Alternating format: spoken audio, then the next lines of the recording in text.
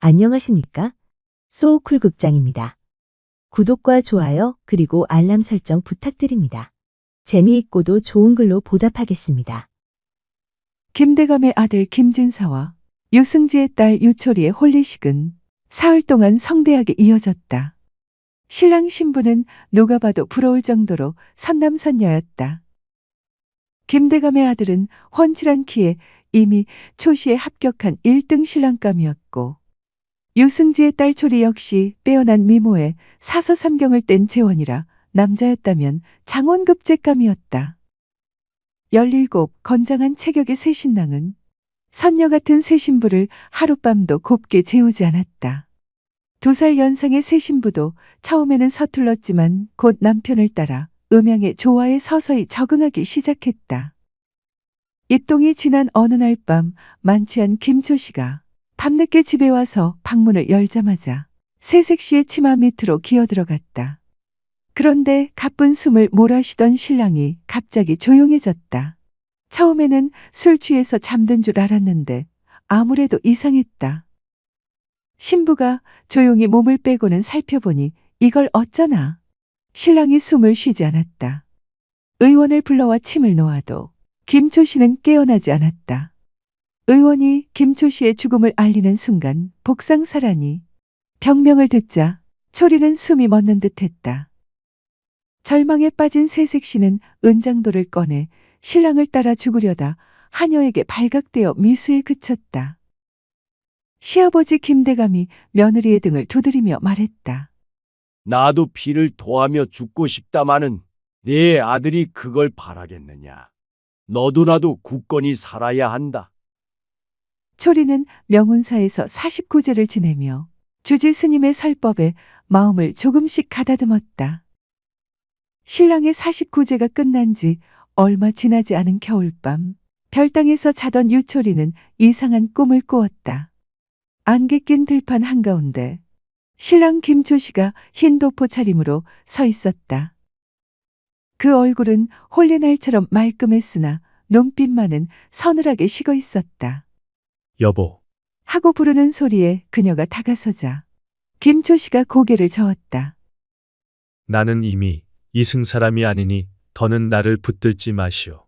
내가 죽은 것은 당신 탓도 당신 죄도 아니오. 김초씨는 잠시 침묵하다가 뜻밖의 말을 덧붙였다. 나 대신 당신 곁을 지킬 사람이 있어. 그 인연은 부처님의 그림자 아래서 만들어질 것이오. 잠에서 깨어난 초리는 식은땀에 젖어 있었다. 그날 이후로 초리는 밤마다 남편의 위패 앞에서 향을 피우되 예전처럼 오열하지 않았다. 어느덧 3년, 초리는 그동안 입었던 상복을 명운사에서 태워 연기를 하늘로 보냈다. 유초리는 신방을 차렸던 별당에 혼자 기거하며 아침이면 안채로 가서 시아버지께 문안 인사를 드리고 부엌에 가서 찬물을 도왔다가 저녁이 되면 다시 별당으로 돌아가곤 했다. 한 달에 2번 보름과 초하루가 되면 하녀를 데리고 남편의 위패를 모셔둔 명운사에 가는 것이 유일한 외출이었다. 하루는 김대감이 친구이자 사돈인 유승지를 찾아갔다. 사랑방에서 술잔을 주고받다. 김대감이 조심스럽게 며느리 얘기를 꺼냈다. 며느리 보는 내가 애간장이 타서 죽을 지경이요. 이제 탈상도 했으니 말이 끝나기도 전에 유승지가 화를 벌컥 냈다. 김대감, 무슨 소리를 하는 게요? 그것은 당신 집안의 수치일 뿐 아니라 우리 집안에도 먹칠을 하는 거요. 김대감은 집에 돌아오는 길에 주막에서 하염없이 술을 마시다 벽에 기대어 잠이 들었다. 주모가 말했다. 나으리 인제 그만 드시지요. 밤이 깊어 주막도 문 닫을 시간이구먼요. 비틀비틀 외나무 다리를 건너다 기우뚱한 것까지는 어렴풋한데 그 이후는 기억이 없었다. 정신을 차렸을 땐 이튿날 대낮 사랑채에 누워있는 자신을 발견했다. 얼굴은 멍투성이에 사진은 쑤셨다. 아버님 깨셨군요. 초리가 머리맡에 앉아 물수건으로 얼굴을 닦고 있었다. 내가 어떻게 집에까지 왔지? 명운사의 법운 스님이 아버님을 업고 오셨습니다. 다음 날 김대감은 명운사로 올라가 주지 스님 방에서 차를 마시며 법운 스님을 오라고 해서는 고마움을 표했다. 스님은 내 생명의 은인이요. 법운 스님은 웃으며 말없이 합장했다. 김대감은 논 5마지기 땅 문서를 주지 스님에게 내밀었다. 내년 봄에 절 개수할 때 보태 쓰십시오. 20년 전 명운사 일주문 앞 포대기에 쌓인 핏덩이를 주지 스님이 안고 와서 키운 게 바로 지금의 법운 스님이었다. 언제부턴가 아침 인사를 오는 며느리의 얼굴에서 수심이 사라지고 화색이 도는 이유를 알고 김대감은 크게 낙담했다. 밤이 깊어지면 누군가 담을 넘어와 별당 며느리의 방으로 잠입하는 것이었다. 시퍼렇게 간 낫을 들고 담벼락 밑에 숨었다가 괴한의 정체를 안 김대감은 쏘스라치게 놀랐다. 그리고 고민했다. 이 일을 어쩌나.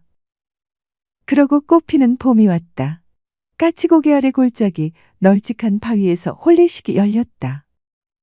혼례가 치러지기 사흘 전 유승진은 아무 예고도 없이 명운사를 찾았다. 법운 스님이 차를 내오자 유승진은 한참 동안 말없이 찻잔만 내려다보았다. 유승지가 한참 만에 입을 열었다. 스님, 내 딸을 데려가려 하시오. 법운이 고개를 숙였다. 데려가는 것이 아니라 같이 먼 길을 떠나려 합니다. 유승진은 씁쓸하게 웃었다. 그 말장난이 통할 줄 아시오? 내가 벼슬길에 30에 있었소. 사람들 입이 어떤지, 세상이 얼마나 잔인한지 나는 아오.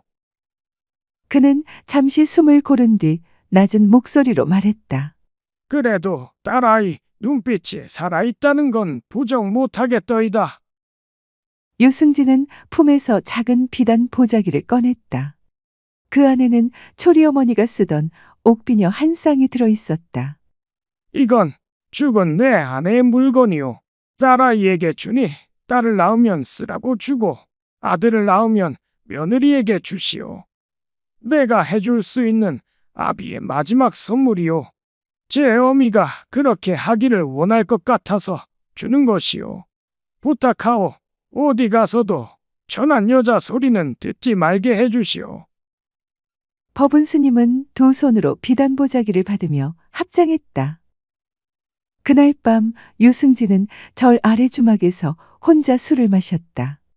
그리고 다음 날 새벽 아무에게도 들키지 않고 한강 나루를 건너 돌아갔다. 혼례날 신부 유철이 신랑 법운 스님은 김대감과 유승지가 지켜보는 가운데 맑은 물 한 그릇 떠놓고 명운사 주지를 모시고 혼례를 치렀다. 식이 끝나자 신랑 신부는 까치고개를 넘어 멀리 사라졌다. 남은 세 사람은 까치고개에 있는 주막으로 갔다. 해가 기울 무렵이라 그런지 손님이 없었다. 부엌에서는 묵은 장작 냄새와 술 냄새가 섞여 나왔다. 세 사람은 말없이 앉아 막걸리만 따랐다. 유승지가 먼저 잔을 들었다. 오늘 혼례는 참으로 기이했소. 김대감은 아무 말도 없었다. 주모가 안주 한 접시를 내려놓고 물러났다. 잠시 정적이 흘렀다. 유승지가 조용히 입을 열었다. 오늘 혼례를 보니 부부란 이름보다도 먼저 사람으로 살아야 한다는 걸 이제야 알겠습니다. 김대감이 낮게 웃었다. 나도 마찬가지요. 며느리 눈에서 수심이 거친 날부터 내가 지켜온 문중의 법도란 게 사람 하나 제대로 못 살리는 껍데기라는 걸 알았소. 명운사 주지가 막걸리 대신 물그릇을 들며 말했다. 세상에는 사람 죽이는 혼례도 있고 사람 살리는 혼례도 있는 법이지요. 주지의 말에 김대감과 유승진은 아무 말 없이 고개를 끄덕였다. 막걸리 한 주전자가 비워질 즈음 유승지가 마지막으로 말했다. 그 아이들 어디 가서든 살아남겠지요. 김대감이 잔을 들었다.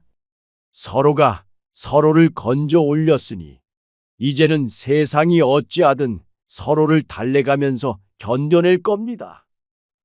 세 사람은 더 이상 말을 잇지 않았다. 밖에서는 까치가 울고 해는 까치고개 너머로 완전히 넘어가고 있었다. 신랑 신부의 담보찜 속에는 조선 팔도강산 어디든지 정착하여 논밭 20여 마지기를 살 수 있는 돈이 들어 있었다. 남쪽으로 가다가 해질녘 어딘지도 모르고 들어간 주막에서 부부로서는 처음으로 겸상해서 저녁을 먹었다. 초리가 갑자기 숟가락을 내려놓고 고개를 숙였다. 속이 조금 메스껍습니다. 법은이 놀라 그녀를 보았다. 어디 아프십니까? 초리가 미소 지으며 고개를 저었다. 아닙니다. 요 며칠간 밤만 보면 이렇습니다. 잠시 침묵이 흘렀다. 법은은 아무 말 없이 두루마기를 벗어 초리의 어깨에 덮어주었다. 그날 밤 초리는 달빛이 비치는 창가에 앉아 손을 배 위에 얹었다. 차갑지도 따뜻하지도 않은 고요한 감각이 손바닥에 전해졌다. 멀리서 까치가 울었다. 초리는 속으로만 말했다. 내가 오면 너는 누구의 핏줄이 아니라 나와 저분을 구원하는 불보살이 될 것이다. 다음 날 새벽 두 사람은 일어나 남쪽으로 길을 떠났다. 열흘 뒤 남쪽 바닷가 이름도 없는 작은 고을에 젊은 부부가 나타났다. 부부는 초가삼간을 구매하고 논밭을 장만하더니 소리 소문 없이 아들을 낳고는 조용히 살았다. 한 번은 큰 홍수가 났는데 부부가 나서서 제 논을 허물어 물길을 터주었다. 그 일로 부부는 한 해 농사를 망쳤지만 덕분에 마을 사람들의 농사는 망치지 않았다. 그래서 그런지 그해 가을 마을 사람들이 살인문 앞에 쌀자루를 몰래 두고 갔다. 언제부터인지는 몰라도 그 고을에는 춥고 배고픈 사람이 없게 됐다.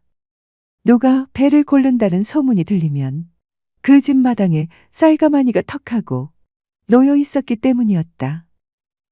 가져다 놓은 사람이 누군지는 아무도 몰랐는데 아무도 누군가 알려고 하지 않았다. 들어주셔서 고맙습니다.